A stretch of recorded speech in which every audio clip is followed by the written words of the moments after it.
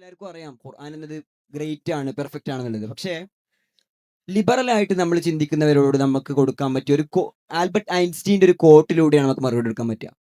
Albert Einstein പറയുന്നുണ്ട്, ഖുർആൻ എന്നത് ഒരു വിശ്വാസ ഗ്രന്ഥമല്ല, മറിച്ച് അത് നൽകുന്ന മൗലികതയും അത് നൽകുന്ന തത്വശാസ്ത്രവും നിരോധിക്കാൻ മറ്റാർക്കും സാധിക്കില്ല. അങ്ങനെ നിരോധിക്കുന്നവർക്ക് മറുപടി കൊടുക്കാൻ ലോകത്ത് ഗ്രേറ്റ് ആയിട്ടുള്ള എല്ലാ ഫിലോസഫർമാർക്കും കഴിയുമെന്നാണ് ആൽബർട്ട് ഐൻസ്റ്റീൻ പറഞ്ഞു വെക്കുന്നത്. അപ്പൊ ഇതിലൂടെയൊക്കെ നമുക്കറിയാം ഖുർആന്റെ ഗ്രേറ്റ്നെസ് ലിബറൽ വാദികളടക്കം ഇതിലൂടെ നമുക്ക് മനസ്സിലാക്കാൻ പറ്റും. പിന്നെ നമ്മൾ മതത്തിന്റെ പെർസ്പെക്റ്റീവിൽ പറയുകയാണെങ്കിൽ ഖുർആന്റെ കാര്യങ്ങൾ നമ്മൾ എടുത്തു നോക്കുമ്പോൾ ഖുർആൻ ഇറങ്ങിയ മാസം ഇസ്ലാമികം അറബി മാസങ്ങളിൽ ഏറ്റവും പെർഫെക്റ്റ്, ഏറ്റവും ഗ്രേറ്റ് റമദാൻ മാസത്തിലാണ്.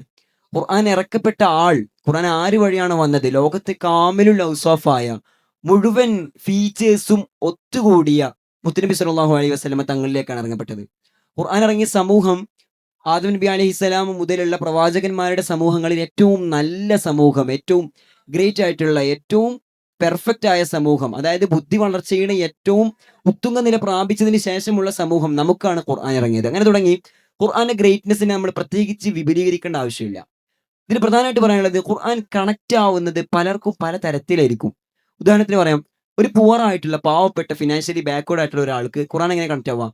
അയാൾ കടം വാങ്ങി, കടം ചോദിക്കാൻ വന്ന ആളൊക്കെ വന്നു, അങ്ങനെ നമ്മൾ അയാൾ ഇങ്ങനെ ഖുർആനെ റീൽ സ്ക്രോൾ ചെയ്യുന്നിടക്ക് ലാ തഖ്നതു മിർ റഹ്മത്തില്ല എന്നുള്ള ആയത്തിന്റെ ഭാഗം കേൾക്കുകയാണെങ്കിൽ അള്ളാഹുയുടെ ആശയുടെ, നിങ്ങൾ അള്ളാഹുവിന്റെ റഹ്മത്തിനെ തൊട്ട് ആശ മുറിയരുത് എന്നാണ് അതിന്റെ അർത്ഥം.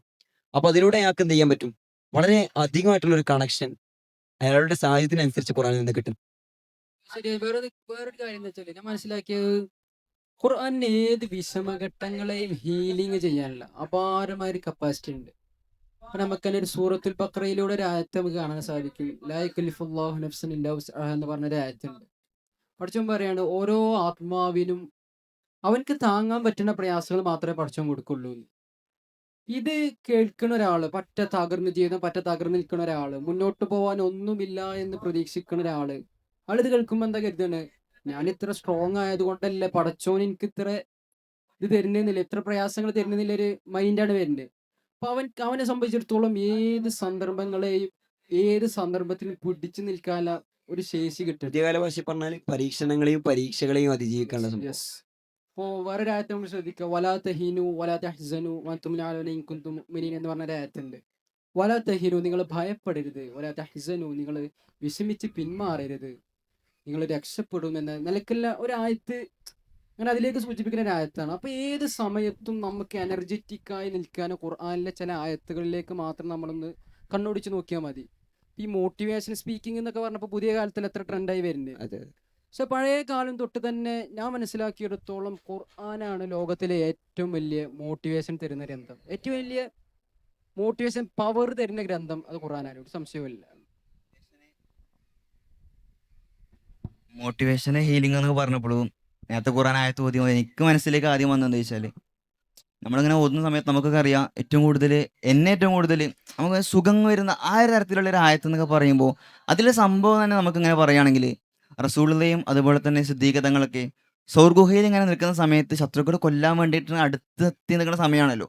ആ ഒരു ടൈമിൽ, കോംപ്ലിക്കേറ്റഡ് ആയ ആ ടൈമിൽ ജസ്റ്റ് ആ ശത്രുക്കളെ ജസ്റ്റ് താഴേക്ക് നോക്കി അവരെ കാണും. ആ ഒരു രീതിയിലാണ്. അപ്പോൾ സിദ്ദീഖതങ്ങളെ നബി തങ്ങൾ പറയുന്നുണ്ട്, നബിയെ അവരും ജസ്റ്റ് താഴേക്ക് നോക്കിയാൽ നമ്മളെ കാണും, കണ്ട നമ്മൾ എന്ത് ചെയ്യും നബിയെ. അപ്പോൾ പേടിക്കണ്ട, ലാ തഹസൻ ഇന്നല്ലാഹു മഅന, നമ്മുടെ കൂടെ പടച്ചോനുണ്ടെന്നുള്ളൊരു ആ ഒരു സൂക്തത്തിന്റെ ഒരു ആയത്തിന്റെ അർത്ഥം ചിന്തിക്കുമ്പോൾ നമ്മൾ എത്ര വലിയ പ്രതിസന്ധിയിലോ പ്രയാസത്തിലോ ഒക്കെ ആണെങ്കിലും നമ്മുടെ കൂടെ പടച്ചോനുണ്ടെന്ന് ഓർക്കുമ്പോൾ കിട്ടുന്ന ആ ഒരു ഹോപ്പിന്റെ ഒരു ആയത്തുണ്ടല്ലോ, അത് വല്ലാത്തൊരു ആയത്ത് തന്നെയാണ്. അത് നമ്മൾ ഈ അബൂഖറുല്ലാനുടെയും തങ്ങളുടെ ഈ ഫ്രണ്ട്ഷിപ്പ് ഇങ്ങനെ ജസ്റ്റ് ഒന്ന് മെൻഷൻ കണ്ടപ്പോൾ ഒരു റീലിന്റെ ഒരു ചെറിയ ഭാഗം ഓർമ്മ വന്നു. അതായത് ആ മോട്ടിവേഷൻ സ്പീക്കർ ചോദിക്കുന്നുണ്ട്, അബൂബക്കർ സിദ്ദീഖിനെ പോലെ ഒരു കൂട്ടുകാരനുണ്ടോ നിങ്ങൾക്ക്, നിശയിലും വെളിച്ചമാകാൻ, ദിശയിലും വെളിച്ചം, നിലാവ്. അതായത് ഒരു ജീവിതം മുഴുവൻ ഇരുണ്ട് കിടക്കുന്നു എന്ന് തോന്നുമ്പോഴും നമ്മുടെ കൂടെ നിൽക്കുന്ന ഒരു കൂട്ടുകാരൻ. എൻ്റെ പോയിന്റ് അതല്ല, ഞാൻ പോയിന്റിലേക്ക് വരാം. ഈ ഹീലിംഗ് അല്ലെങ്കിൽ പീസ് എന്നൊക്കെ കേൾക്കുമ്പോൾ നമ്മൾ വിചാരിക്കും അതിന്റെ അർത്ഥം അറിയാതെ വെറുതെ ഇങ്ങനെ ഓതിയിട്ട് എന്താ കാര്യമുള്ളൂ എന്ന് വിചാരിക്കും. അതിന് നമുക്ക് പെട്ടെന്നൊരു മറുപടി എടുക്കാൻ പറ്റുക, നമ്മൾ ഈ സംഗീത വേദികളിൽ, റിയാലിറ്റി ഷോയിലൊക്കെ ജഡ്ജി നിൽക്കുന്ന ഒരാളുണ്ട്, ശരത് കുമാർ എന്നാണ് അദ്ദേഹത്തിന്റെ പേര്. അദ്ദേഹത്തിന് പ്രത്യേക സിംഗറിലൊക്കെ അതാണ് അദ്ദേഹത്തിന്റെ പ്രത്യേകത എന്ന് വെച്ചിട്ടുണ്ടെങ്കിൽ അദ്ദേഹം ഭയങ്കര ലിബറൽ ചിന്താഗതിയുള്ള ആളാണ്. മുഴുവൻ മതങ്ങളുടെ മ്യൂസിക് ഒക്കെ മിക്സ് ചെയ്തിട്ട് പാടുന്ന ഒരാളാണ്. അദ്ദേഹത്തിന്റെ ഒരു ഇന്റർവ്യൂവിൽ അദ്ദേഹം പറയുന്നുണ്ട്, മീക്കായിൽ എന്ന് പറയുന്ന ഞാൻ കണ്ടെത്തിയ ഒരു ഖാരിഇന്റെ ഓത്ത് കേട്ടപ്പോൾ എനിക്ക് എൻ്റെ ജീവിതത്തിന്റെ പിരിമുറുക്കങ്ങൾ കുറച്ച് കുറഞ്ഞു പോയി എന്ന് തോന്നിയെന്ന്. അതുപോലെ തന്നെ നമ്മൾ ഈ സൈക്കോളജിയിൽ ഒരു തിയറി ഉണ്ട്, എഫക്റ്റീവ് ലിസണിങ് എന്ന് പറയും. അതിന്റെ ബെനിഫിറ്റ്സ് ആയിട്ട് അവർ പറയുന്നുണ്ട്, സെൽഫ് ബെനിഫിറ്റ് ആയിട്ട് അവർ എണ്ണുന്ന ഒരു 2 കാര്യങ്ങൾ നമ്മൾ ഖുറാനിലേക്ക് കണക്ട് ചെയ്താൽ, ഒന്ന് ഇൻക്രീസിങ് നോളജ് എന്നുള്ളതാണ്. അത് പ്രത്യേകിച്ച് വിശദീകരിക്കേണ്ട ഒരു കാര്യമില്ല. കാരണം നേരത്തെ നമ്മൾ ആൽബർട്ട് ഐൻസ്റ്റീൻ മെൻഷൻ ചെയ്തതുപോലെ സയൻസ്, ഫിലോസഫി അങ്ങനെ തുടങ്ങി ലോകത്തെ മുഴുവൻ വിജ്ഞാന ശാഖകളും ഖുർആനിൽ ഒതുങ്ങി നിൽക്കുന്ന ഒരു സംഭവമാണ്. എന്തും ഷഫീമാവ് പറഞ്ഞ പോലെ ലോകത്ത് നിങ്ങൾക്ക് എന്തറിവ് വേണോ നിങ്ങൾ ഖുർആനിലേക്ക് നോക്കിക്കോളും എന്നുള്ളതാണ്. നമുക്ക് അതിന്റെ കണ്ണിന് ക്യാപ്പബിലിറ്റി ഇല്ല എന്നുള്ളതാണ് വിഷയം. രണ്ടാമത്തെ വിഷയം നമുക്ക് കുറച്ചും കൂടി കണക്ട് ആവും. എന്താണ് സെൽഫ് കൺട്രോൾ എന്ന് പറയും. അല്ലദീന യൂൻഫിഖൂന ഫി സറാഇ വല്ലറാഇ വൽ കാളിമീനൽ ഗൈദ്. ആ കാളിമീനൽ ഗൈദ് ആണ് പോയിന്റ്. നിങ്ങൾ റഹ്മത്തിനെ പറ്റി അല്ലാഹു തആല പറയാണ്, റഹ്മത്ത് നിങ്ങൾക്ക് ലഭിക്കും, ചാരിറ്റി ചെയ്യണം അങ്ങനെയൊക്കെ പറഞ്ഞിട്ട് അല്ലാഹു തആല പറയുന്നു വൽ കാളിമീനൽ ഗൈദ്, നിങ്ങൾ നിങ്ങളുടെ ദേഷ്യത്തെ കൺട്രോൾ ചെയ്യണം, സെൽഫ് കൺട്രോൾ. അതൊക്കെ ഖുർആനിൽ നിന്ന് ലഭിക്കുന്നുള്ളത് വലിയ വലിയ പഠനങ്ങളിലൂടെ നമുക്ക് കാണാൻ സാധിക്കുന്നുണ്ട്. അപ്പോൾ ഇത്തരത്തിലുള്ള കണക്റ്റ് ആവുന്ന രീതി പലർക്കും പലതായിരിക്കും. ഇപ്പോൾ ഉദാഹരണത്തിന് പറയുകയാണെങ്കിൽ പുതിയ കാലം എന്ന് പറഞ്ഞാൽ മ്യൂസിക് ട്രെൻഡുകളുടെ ഒപ്പം സഞ്ചരിക്കുന്ന കാലമാണ്. എയർബഡ്സ് ഇല്ലാതെ യാത്ര ചെയ്യാൻ പറ്റാത്ത കാലമാണ്.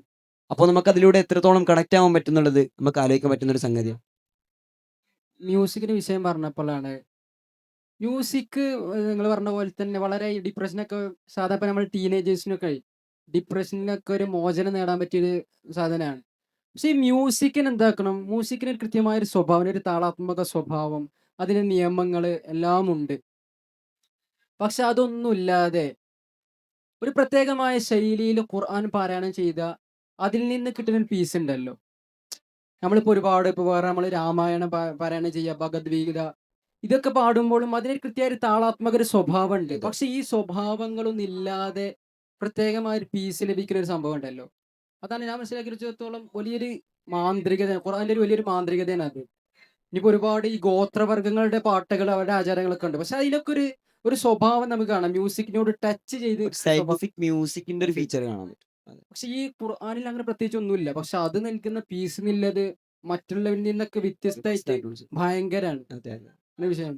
ഈ ലിസണിങ്ങിന്റെ കാര്യം പറഞ്ഞപ്പോഴും ശരിക്കും നമുക്കറിയാം, നമ്മളൊക്കെ ഏറെ കേട്ട് പരിചയമുള്ള ചരിത്രമാണ് ഉമർ റളിയല്ലാഹുവിന്റെ ചരിത്രം ഉണ്ടല്ലോ. ഉമർ റളിയല്ലാഹു എന്നൊക്കെ പറഞ്ഞ നബിതങ്ങള് അബൂജഹലിനെ പോലെ തന്നെ 2 ഉമർ ആയിരുന്നല്ലോ മക്കയിലുണ്ടായിരുന്നത്. അത്രയേറെ കഠോര ഹൃദയമുള്ള ഉമർ. എനിക്കറിയില്ല, ഇവിടെയുള്ള അമിത്ഷാനി നരേന്ദ്രമോദി അല്ല ഉമർലാൻ വെച്ച് അതിലപ്പുറമായിരിക്കും ചിലപ്പോൾ, അറിയില്ല. ആ ഉമർ റസൂലുള്ളാഹിനെ കൊല്ലാൻ വേണ്ടി വരുന്നൊരു സംഭവം നമ്മൾ ചരിത്രത്തിലൊക്കെ കുറെ വായിച്ചിട്ടുണ്ടാവുമല്ലോ. കൊല്ലാൻ വരുന്ന സമയത്ത് ഉറപ്പിച്ചിറങ്ങി പുറപ്പെട്ട ഉമർ റളിയല്ലാഹു അൻഹു, ഉമറാണ്. അദ്ദേഹം വരുന്ന സമയത്ത് വിശുദ്ധ ഖുർആനിലെ സൂറത്ത് ത്വാഹയിലെ ചില സൂക്തങ്ങൾ കേട്ടിട്ട് അതിലങ്ങനെ ഇംപ്രസ്ഡ് ആയിട്ട് മൂപ്പര് ഖുർആന്റെ ആ ഒരു മാധുര്യം കൊണ്ട് ഇസ്ലാം മതം സ്വീകരിക്കുന്ന കഥ നമ്മൾ കേട്ടിട്ടുണ്ട്. അപ്പോൾ അത്രത്തോളം കഠോരിയായിട്ടുള്ള ഹൃദയങ്ങളെ പോലും അലിയിപ്പിക്കാൻ ജസ്റ്റ് ലിസണിങ്ങിലൂടെ മാത്രം സാധിക്കുന്നു പറയുമ്പോഴും വല്ലാത്തൊരു അത്ഭുതമാണ്. ഞാൻ പോയിന്റ് തുടങ്ങിയതാണ്, ഒരു ജസ്റ്റ് ലിസണിങ്ങിലൂടെ ഒരു മനുഷ്യനെ എത്രത്തോളം വാർത്തെടുക്കാൻ പറ്റുന്നുള്ളതാണ് ഖുർആൻ പറയുന്ന ഒരു മെയിൻ പോയിന്റ് എന്ന് പറയുന്നത്. നമ്മള് സൂറത്തുൽ ദുഹായിലൂടെ അങ്ങനെ സഞ്ചരിച്ചു നോക്കുക.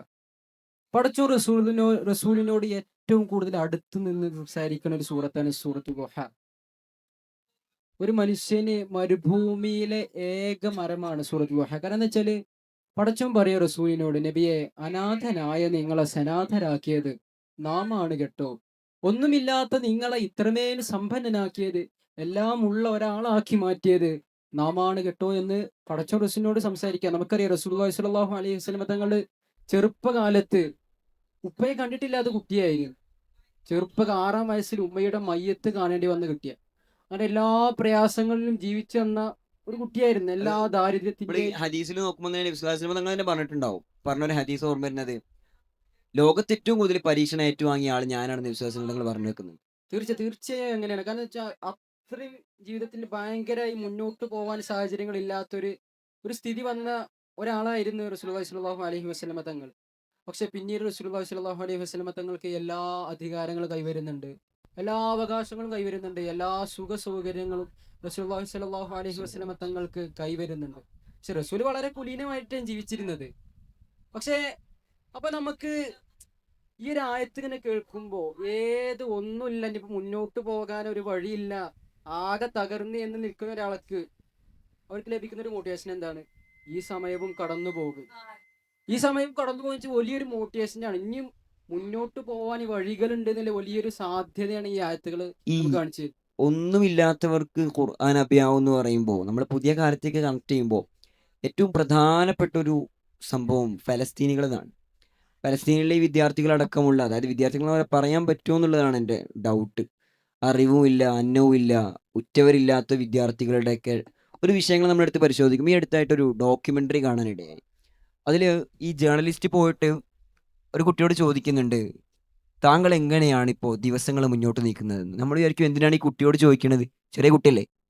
പക്ഷെ അതിൻ്റെ പശ്ചാത്തലങ്ങൾ കൂടി ആ ജേർണലിസ്റ്റ് വിവരിക്കുന്നുണ്ട്. ആ കുട്ടിയുടെ ഉപ്പയും ഉമ്മയും ബോംബേറിൽ മരണപ്പെട്ടതാണ്.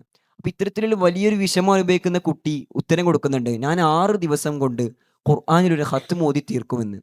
ഈ ജീവിതത്തിന്റെ അടിസ്ഥാനം നഷ്ടപ്പെട്ടിട്ടും ഈ കുട്ടിയെ മുന്നോട്ട് നയിക്കുന്ന ഫോഴ്സ് ഖുർആനിന്റെ ഓത്തും ഖുർആനുമായുള്ള കണക്ഷനാണ്. ആ ഒരു കണക്ഷനെ പറ്റി പറഞ്ഞപ്പോഴാണ് ശരിക്കും നമ്മളൊക്കെ എത്രമാത്രം മൗറിത്തന്യ എന്ന് പറഞ്ഞൊരു ഗ്രാമമുണ്ട്. ആ ഒരു ഗ്രാമത്തിലുള്ള 99.9% ആളുകൾ എന്താണ്, ഹാഫിലിങ് ഖുർആൻ മനപ്പാടാക്കിയ ആളുകളാണ്. ഈ ആളുകൾ അതുപോലെ തന്നെ അവിടെ വേറെ ഗ്രാമമുണ്ട്, അവിടെ 7-8 തലമുറകളായിട്ട് കണ്ണിന് കാഴ്ചയില്ലാത്ത ആളുകളാണ്. അവരോട് ഇതേമാതിരി ഡോക്യുമെൻ്ററിയിൽ ഒരാൾ പോയി ചോദിക്കുന്നുണ്ട്, നിങ്ങളുടെ കണ്ണിന് കാഴ്ചയിട്ടില്ല ഏറ്റവും വലിയ ഫസ്റ്റത്തെ ആഗ്രഹം എന്താണെന്ന് ചോദിക്കുമ്പോൾ അവർ പറയും, എനിക്ക് ഖുർആൻ ഓതാനാണ്. അങ്ങനെ കണ്ണിന് കാഴ്ചയില്ലാത്തവർ ഇങ്ങനെ ആഗ്രഹം പ്രകടിപ്പിക്കുമ്പോൾ നമ്മൾ കണ്ണിന് കാഴ്ചയുള്ളവരൊക്കെ എത്രമാത്രം ഇതിനോട് അടുക്കുന്നു. നമ്മുടെ ഉസ്താദിനെ തന്നെ നോക്കി നമുക്കറിയാം, ഫൈസി ഉസ്താദ് റമദാൻ മാസമൊക്കെ ആകുമ്പോൾ ഓൾറെഡി നല്ല ഓതുന്ന ഒരാൾ, അതിന് പുറമെ റമദാൻ മാസത്തിൽ 2 ദിവസത്തിലെ ഹത്തും എന്ന നിലക്ക് 15-16 ഹത്തുമുകളൊക്കെ റമദാൻ തീർക്കുന്നുണ്ട്. ഹാഫിദിങ്ങളെ നമ്മളെ പോലുള്ളവരൊക്കെ എത്രമാത്രം അടുത്ത് നിൽക്കുന്നത് വലിയൊരു ചോദ്യം നമുക്കുള്ളിൽ ഇത് ആലോചിക്കുമ്പോൾ വരും. അത് പറഞ്ഞപ്പോഴാണ് ഇപ്പോൾ ഫലസ്തീനിലെ നമുക്കറിയാം, ലോകത്തിന് ഏറ്റവും കൂടുതൽ അടിച്ചമർത്തപ്പെടുന്ന ഒരു സമൂഹമാണ് ഫലസ്തീൻ. വളരെ ഒന്നുമില്ലാത്ത, മുന്നോട്ട് പോകാനൊരു സാധ്യതയില്ലാത്തൊരു സമൂഹമാണ്. പക്ഷേ ഫലസ്തീനിലെ 70% മനുഷ്യരും ഖുർആൻ മനപ്പാടാക്കിയവരാണ്.